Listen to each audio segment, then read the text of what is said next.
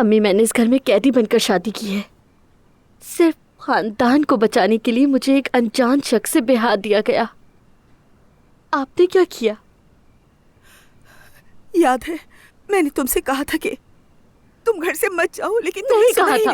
इन अल्फाज को मैंने कभी दिल से महसूस नहीं किया, बल्कि आप सब खुश थे कि मैंने शादी कबूल कर ली, मुझे कुर्बान कर दिया और सारा दमीर खान खानदान सुकून का सांस लेने लगा। खुदा के लिए ऐसे मत बोलो। मैंने फोन किया था आपको, कहा था आज मेरी हालत ठीक नहीं है। आप कहाँ थी?